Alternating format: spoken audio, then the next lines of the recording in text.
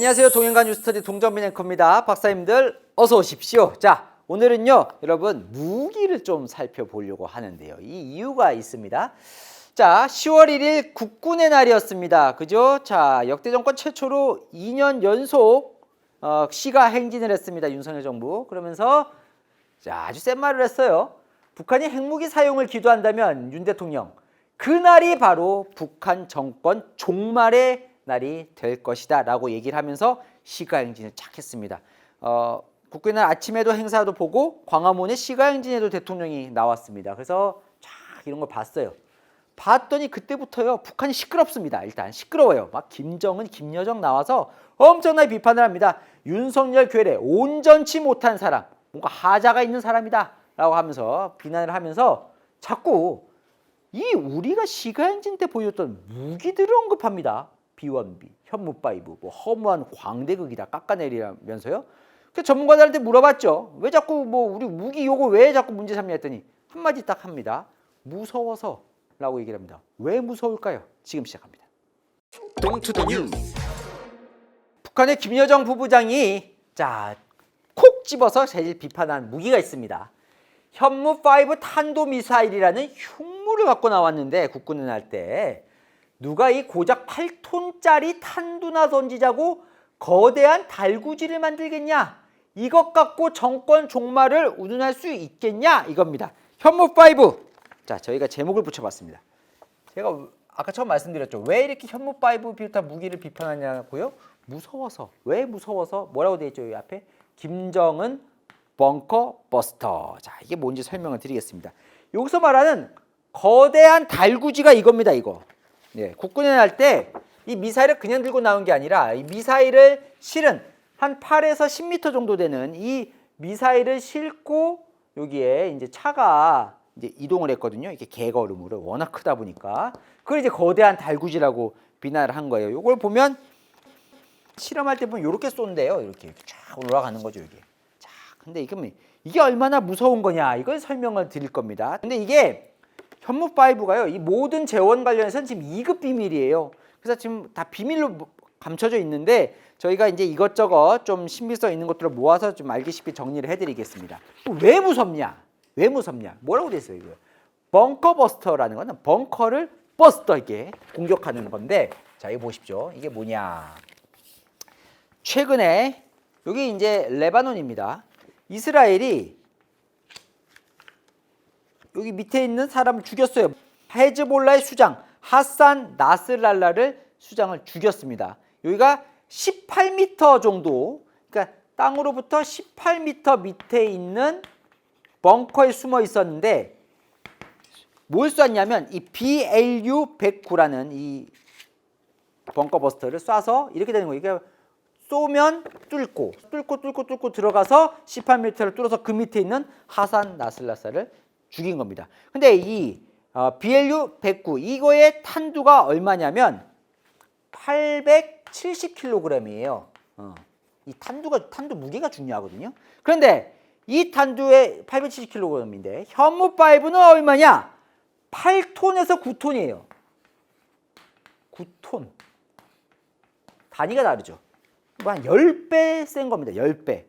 10배 센 거예요. 그럼 뭐가 무서워지느냐? 자, 보십시오. 자, 북한 김정은은 여기 곳곳에서 평양에 화강암 콘크리트로 되어 있는 지하 벙커를 만들었을 걸로 추정이 되고 있습니다. 그러면 자, 벙커 밑에 숨어 있어요. 그런데 현무5가 이제 쏘면 꽝 해서 한번 뚫고 또 꽝 해서 뚫어서 여기 있는 사람 김정은을 비롯한 이들이 제거될 수 있는 벙커 버스터다라는 게 이제 이거의 위협입니다. 그런데 지금 말씀드린 대로 지금 무게가 8톤, 9톤에 달하기 때문에 이건 얼마나 뚫냐면 지금 이제 미국에도 비슷한 게 있거든요. 요 GBU-57 요게 지금 뚫을 수 있는 게 보통 콘크리트 한 60m 정도를 뚫을 수 있다고 보는데 근데 지금 이 우리 현무5는 100m 정도를 뚫을 수 있을 거라고 봅니다. 강화 콘크리트를. 지금 여기 18m가 이렇게 뚫려서 죽었잖아요. 근데 100m도 뚫을 수 있다는 거예요. 그럼 이게 왜 이렇게 힘이 센 거냐? 물론 탄두의 무게도 있지만 이게 무서운 게 이거예요. 뭐냐면 자, 보십시오. 서울에서 평양까지의 거리가 195km 정도 되는데 이 현무5의 사거리가 300km입니다. 한 대전 정도에서 쏴도 평양까지 가는 거예요. 그러니까 일단 가겠죠. 그러니까 굳이 북한까지 넘어가서 쏠 필요도 없는 거예요. 한국에서 그냥 쏘면 돼요. 쏘면 되는데 이게 힘이 센 이유는 속도예요. 속도. 속도가 얼마냐면 이거에다 적을까요? 마하 10. 그러니까 속도가 빠르면 더 휙 가서 박히니까 더 힘이 세잖아요. 마하 10이 어느 정도냐면 마하 익숙하지 않죠. 마하는 음속의 속도죠. 음속의 속도가 뭐냐면 시속 1224km입니다. 시속. 근데 10이니까 12240km의 속도로 이 현무5가 날아가요. 날아가서 이렇게 꽝 박히니까 여기 꽝 박히니까 이 속도까지 더해지면서 그냥 뻥 들어가는 거죠. 네. 거기다가 지금 몇 발 갖고 있는지도 2급 비밀인데 뭐 한 2, 30발은 갖고 있을 걸로 추정이 되거든요. 그러다 보니까 이게 어마어마한 무시무시한 게 되는 겁니다. 자, 여기 현무 5 전에 4 시험 했을 때 보면 정확하게 관역으로 꽂히는 모습 볼 수 있죠. 네. 자, 비슷한 게 북한의 화성포 11-4.5 요거 같은 경우에가 지금 탄두가 4.5톤. 근데 아까 제가 몇 톤이라고 했죠? 8에서 9톤. 그러니까 그거보다도 2배 이상 센. 군은요, 이 현무는 이렇게 얘기를 합니다. 북한의 전 지역에 대해서 초정밀, 초고위력으로 타격이 가능하다. 무서울만 하죠. 그렇게 보면 핵을 제외하고는 재래식 무기 중에는 가장 강력한 미사일로 보면 되겠습니다. 자, 이 현무5는요, 우리가 개발한 무기입니다. 그래서 사실은 참 이게 뿌듯한 일이기도 합니다. 자, 왜냐면요, 사실 우리가 약소국이었잖아요. 사실 그러다가 1970년에 박정희 당시 대통령이 국방과학연구소 ADD를 설립한 다음에 극비리에 정말 미국도 모르게 미사일 개발에 착수합니다. 그래서 1978년 미국의 허큘리스라는 미사일을 기술을 본따서 우리 자체 탄도미사일을 개발합니다. 그게 바로 백곰입니다. 백곰. 1978년 백곰 시험 발사에 성공하면서 세계 7번째 탄도미사일 보유국이 됩니다. 그런데 미국이 보기에는 걱정스러운 거죠. 자꾸 한국이 미사일을 개발하고 이러니까. 그래서 1979년 10월에 한미 미사일 지침 합의를 합니다. 뭐냐면 그래, 미사일 기술을 이전해 줄 테니 더 이상 한국은 미사일 개발을 이 이상은 하지 마라. 그래서 백곰이 딱 요만큼이었거든요. 사거리 180km 날아갈 수 있고 백곰에 달린 탄두 중량이 500kg. 더 이상은 개발하지 마라라는 한미 미사일 지침의 합의랍니다. 요만큼만 개발할 수 있는 걸로. 근데 이제 1979년 10월에 11.6이 발생하면서 박정희 대통령이 서거하고 전두환 신군부가 와서는 포기해요. 미사일 개발 자체를 포기하다가 83년에 아웅산 테러가 있잖아요. 그때부터 다시 전두환 대통령도 이 백곰 개발진을 모읍니다. 모아서 1986년 현무1을 개발합니다. 그런데 상당히 오랫동안 개발이 지지부진합니다. 왜냐하면 지금 여기에 묶여 있는 거예요. 180km 탄두 중량에. 그래서 김대중 정부 시절에 한번 사거리가 늘어나고 또 이명박 정부 시절에 또 사거리가 뭐 800km 이렇게 늘어나는데 이 탄두 중량 부분이 잘 해결이 안 돼요. 그러다가 2021년 한미 미사일 협정, 이 협정 자체가 종료가 됩니다. 종료가 되면서 문재인 정부 때 이제부터는 자유롭게 미사일을 개발할 수 있게 돼요. 그러면서 현무4가 이제 탄두 지금 500kg에 묶여 있었잖아요. 2톤짜리가 나오고 8톤으로 추정되는 현무5까지 개발을 하게 되는 겁니다. 그러니까 상당히 우리로서는 되게 뿌듯한, 우리의 기술이 정말 얼마나 높은지를 알 수 있는 뿌듯한 무기인데, 이번에 10월 1일 국군의 날에 새로운 게 생겼는데 이게 또 아주 강력한 또 우리 안보의 역할을 할 것 같습니다. 바로 전략사령부가 창설했습니다. 동투더 뉴스. 자, 이번 10월 1일 국군의 날 때 새로 창립한 전략사령부라는 곳은 어떤 이제 조직이냐면 이렇게 보시면 됩니다. 자, 국방부 장관이 있죠. 거기에 이제 전체 우리나라의 제1 군서열 1위는 합동참모의장이죠. 별 4개 대장. 거기 직속이에요. 직속이고 거기에 직속의 전략사령부가 있어요. 그러니까 전략사령관은 별 3개, 공군 중장이 맡았습니다. 그 밑에 참모장은 육군 소장, 그러니까 육군, 공군, 해군 다 같이 하는 합동본부예요.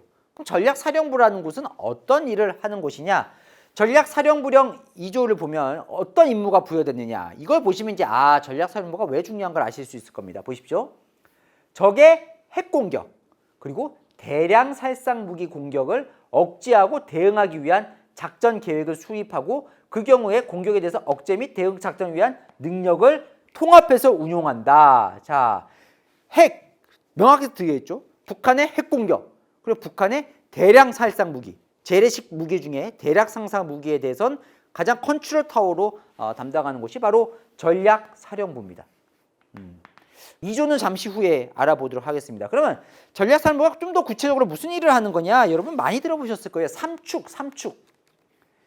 자, 한국형 삼축 체계가 있다. 이게 이제 바로 핵과 대량 살상 무기, 결국 북한을 겨냥한 건데, 첫 번째 킬체인. 이건 뭐냐면 북한이 공격할 것이 감지될 경우 뭘 하는 거냐? 선제 타격을 하는 겁니다. 이게 윤석열 정부 들어서 문재인 정부 때 좀 소극적이었다가 윤석열 정부 들어서 이제 확고하게 구축이 된 건데, 선제 타격이에요. 그러니까 북한이 쏘면 우리가 쏘면 늦잖아요. 우리가 맞잖아요. 피해가 있잖아요. 그러니까 쏠 조짐이 보이면 먼저 때리겠다는 그게 킬체인입니다. 다음 미사일 방어는 뭐냐면 그야말로 방어예요. 자, 코리아 에어 미스 디펜스. 이건 뭐냐면 여러분 이렇게 보시면 됩니다. 아이언돔. 자, 얼마 전에 아까 말씀드렸지만 이스라엘 공격에는 지금 레바논이나 초토화되고 있잖아요. 그런데 이란이나 레바논이 공격하는 거 이스라엘 공격해도 별 타격이 없어요. 이스라엘은. 왜? 바로 이 아이언돔 때문에 막는 거죠. 예. 자, 그럼 막았어요. 그러면 공격을 또 해야겠죠. 그죠? 공격. 그래서 코리아 매시브 퍼니시먼트 리텔리에이션. 예. 이게 대량 응징 보복입니다. 이건 공격이에요. 자, 요거에 아까 알아본 현무5. 그러니까 북한이 공격을 하면 몇 배로 응징 보복. 이거는 이제 전제가 우리가 먼저 공격하는 건 들어있지 않습니다. 북한이 먼저 공격을 하면 그때부터 그냥 막 때려 붙겠다는 거예요. 그게 대량 응징 보복. 이게 한국의 지금 삼축 체계입니다. 현무5가 이거예요. 자, 그러면 이번 국군의 날 때 요 무기들도 공개가 됐습니다. 이 무기들은 어떤 것들이 있느냐? 자, 첫 번째 제목들을 제가 잘 보십시오. 첫 번째 타우러스. 이건 뭐냐면 요거에 해당하는 거예요. 요거에. 자, 대량 응징 보복의 현무5처럼. 자, 이거는 뭐냐면 요게 이제 이번 국군의 날 때 공개된 이 타우러스인데, 북한의 핵 미사일 기지에 이게 정밀 타격할 수 있는, 평양을 정밀 타격할 수 있는 건데, 요거는 전투기에 싣고 가면서 이제 떨어뜨린 건데, 이게 전투기에 싣고 간다 그래도 사거리가요 얼마냐면 500km예요.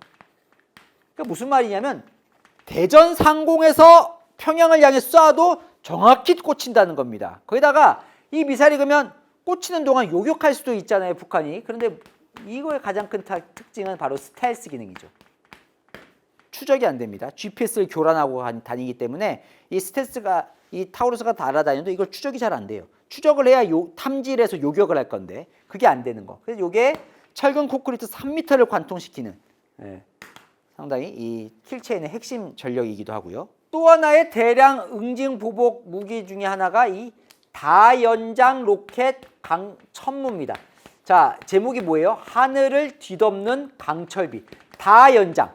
다다다다다 나가는 거예요. 자, 얼마나, 요거 한 대에 12발 들어갑니다. 그 12발이 다다다다 쏘면서 하늘을 뒤덮는 거예요. 이게 속도가 또 빠르기 때문에 몇 초, 이 12발을 쏘는데 몇 초밖에 안 걸려요. 게다가 요게 이제 5톤 트럭에 싣고 다닐 수 있기 때문에 이걸 한 대만, 트럭 한 대가 아니라 여러 대가 나서 그냥 계속 쏘면 이거 뭐 엄청나게 하늘을 뒤덮을 정도의 강철비가 되는 거죠. 근데 요게 또 아까 말씀드린 5톤 트럭 하다 보니까 기동력도 좋은데다가 사거리도 물론 뭐 이렇게 500km까지는 아니지만 사거리도 80km예요. 그러니까 상당히 멀리서 이거를 정확하게 쏘아서 맞출 수 있는 이 다연장 로켓이 우리나라의 강점입니다. 우리나라 군수 무기 산업에서 우리가 전 세계에서 이 다연장 로켓 시장 중에는 지금 2위를 차지하고 있어요. 그러니까 이 천무는 지금 사우디아라비아에도 수출이 되어 있고요. 아랍에미리트에도 수출이 되어 있고 최근에 폴란드에도 수출을 했는데요. 이 폴란드에는 아예 이 천무 공장이 있습니다. 천무 공장. 예, 그 정도로 우리나라의 이 다연장 로켓 그 무기의 파워는 기술력과 이 파워는 전 세계가 지금 인정하고 있는 그런 겁니다. 이것도 여기 대량 응징 보복에 해당이 되죠. 자, 그러면 요 미사일 방어는 어떤 게 있을까? 자, 이번에 국군에 날 때 보였던 한국형 사드 LSAM입니다. 이 LSAM은 장거리 지대공 유도 미사일인데 장거리 지대공은 뭐냐면 이제 흔히 말하는 미사일이나 비행기가 왔을 때 그거를 탐지해서 요격하는 거예요. 지금 말한 이 아이언돔 역할을 이제 LSAM이 하게 되는 건데 우리 자체 기술로 개발한 겁니다. 요거는 그러니까 고고도, 그러니까 보통 미사일을 쏘면 이렇게 쏴요. 이제 북한이 만약에 쏘잖아요. 쏘면 이렇게 하면 여기가 한 전체 최고 고도가 한 50에서 60km 고도로 이게 올라가요. 최고. 그래서 이렇게 떨어질 때쯤 어디쯤이면 한 요 정도, 고고도 이거 한 40km. 고도 40km 지점에서 LSAM이 한번 요격을 합니다. 네. 충돌시켜서 이제 공중에서 터뜨리는 거예요. 땅에 떨어지기 전에. 자, 그러면 요때 못 맞췄어요. 40km에서 한번 놓쳤어요. 그러면 내려오잖아요. 그러면 우리가 못 막냐? 아닙니다. 그럼 요 밑에서 중거리 지대공 미사일이 있습니다. 이게 한국형 패트리엇 천궁2입니다. 자, 요거는 이제 사드, 여러분 사드가 우리로 치면 이제 아이언돔이잖아요. 사드 체계. 요게 이제 LSAM이고 이게 내려오면 한 번 더 패트리엇, 미국의 패트리엇 미사일도 있고 한국이 만든 이 천궁2가 여기서 이제 요격을 하게 되죠. 역시나 이것도 한국이 자체 개발한 미사일 방어용 무기라고 할 수 있겠습니다. 그 여기에 2조를 보면요. 사실 이 우리가 새로 만든 전략사령부의 롤 모델이 미국에도 전략사령부가 있거든요. 전략사령부의 역할 중에 하나가 바로 대미 협력입니다. 왜냐하면 이번에 윤석열 대통령이 작년부터 해서 하려고 계속 하고 있는 게 바로 이 미국의 해구산을 씌우는 거잖아요. 작년에 한미 간의 워싱턴 선언을 채택했고 이번에 올해의 그 워싱턴 선언의 부속 조항으로 뭘 체결했어요? 한미 핵작전 공동 지침을 마련했죠. 그래서 미국의 핵 자산들이 괌에 있는 핵 자산들이 24시간 365일 비밀리에 어딘가에는 한국의 해구산을 씌울 수 있는 그게 뭐 항공모함이든 전략폭격기든 뭐 잠수함이든 어떤 형태로든 한국을 지켜주는 이 핵우산 핵작전 공동 지침을 마련을 했습니다. 그 대미 협력을 맡는 부서도 바로 이 전략사령부입니다. 그럼 요 중에서 여기 있죠, 여기 전략폭격기 대표적인 게 B-1B거든요. 요게 이번 국군에 날 때 처음으로 우리나라 상공을 날았습니다. 동투더 뉴스. 자, 김여정이 국군의 날 이후에 또 요걸 콕 집었죠. 미국 전략폭격기 B-1B가 서울 상공을 활개치는 건 오직 식민지, 미국의 식민지라는 거죠. 한국에서만 연출할 수 있는 명장면이다. 자, 서울 상공을 날았습니다. 미국 B-1B 랜서. 이 죽음의 백조라고 많이들 알려져 있는데 왜 그러냐면 이게 이제 백조 모양처럼 이렇게 예쁘게 생겼다고 해서, 그런데 무시무시하다고 해서 죽음의 백조인데 미국에서는 이게 별칭으로 불리는데요. 랜서가 뭐냐면 그 창기병이라는 뜻인데 영어로 그게 뭐냐면 중세 시대에 보면 여러분 그 긴 창 있잖아요. 영화 보면 나오지만 이게 얼굴 마스크 쓰고 기사들 이렇게 긴 창, 그 사람을 영어로 랜서라고 하거든요. 예. 이게 이제 죽음의 백조로 불리면서 북한이 가장 무서워하는 전략 폭격기입니다. 전략 폭격기인데 이게 무서운 이유는 이게 이제 괌 앤더슨 기지에 있는데 한국으로 오는 데까지 2시간이면 와요. 왜냐면 최대 속도가 마하 1.25. 그러니까 아까 마하 1이 1200 시속 1224km니까 어마어마한 빠른 속도로 날아오죠. 그리고 최대 비행 거리가 12,000km를 날아다닐 수 있는데 요거의 무서움은 뭐냐면 바로 이 죽음의 백조 안에 무기가 57톤이 들어갑니다. 이 무기에. 여기 보이십니까? 막 계속 쏟아요. 계속.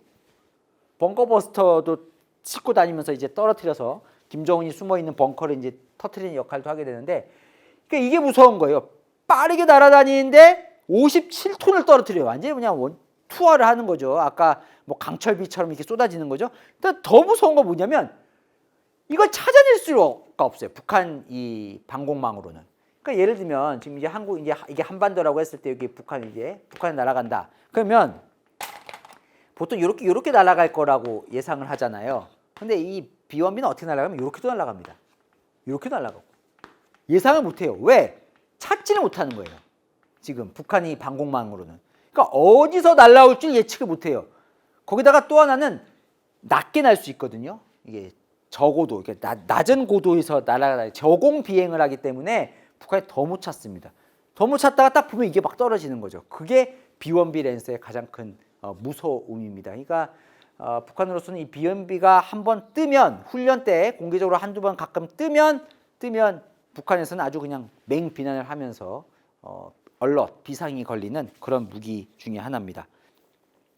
자, 그러다 보니까 이제 국군의 날 이후에 이렇게 막 B1B 현무5 얘기하면서 한 것이 결국은 두려움의 방증 아니겠냐라는 게 우리 전문가들의 의견이던데, 제가 또 조만간 한번 북한이 그럼 갖고 있는 무기와 한국이 갖고 있는 무기는 어느 정도 차이가 있는지도 한번 기회가 될 때 점검을 해보도록 하겠습니다. 박사님들, 퀴즈 나갑니다. 퀴즈.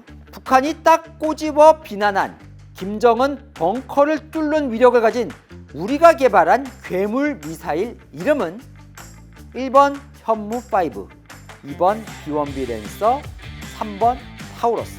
여기서 우리가 개발한, 이게 이제 중요할 것 같고, 김정은 벙커. 보신 분들은 쉽게 맞추실 수 있을 것 같습니다. 정답 아시는 분들, 자, 유튜브 영상 안에 아래에 댓글 달아주시면 그중에 5분 제가 추첨해서 선물을 드리도록 하겠습니다. 팁을 드리면요, 답만 쓰시면 잘 채택이 안 됩니다. 그러니까 뭐 예를 들어 뭐 1, 2, 3번 중에 3번이 답이다. 그럼 3번. 뭐 그리고 아니면 2번 보기. 그냥 보기만 쓰지 마시고 어떤 이유 때문에 이렇게 했는지, 아니면 뉴스터디를 보면서 어떤 생각이 드셨는지를 같이 좀 적어주시면 제가 조금 더 정성을 보여주신 분들에게 아무래도 손이 가기 마련이니까요. 그렇게 달아주시면 채택 확률이 높다는 것도 제가 말씀을 드립니다. 자, 복잡한데 궁금한 이슈 또 댓글로 남겨주시면 그 주제가 채택이 되면 또 선물 드리도록 하겠습니다. 자, 아시죠? 평일 오후 7시엔 뉴스데이, 주말 오후 3시엔 통일과 뉴스터디. 오늘 순서 여기까지입니다. 감사합니다.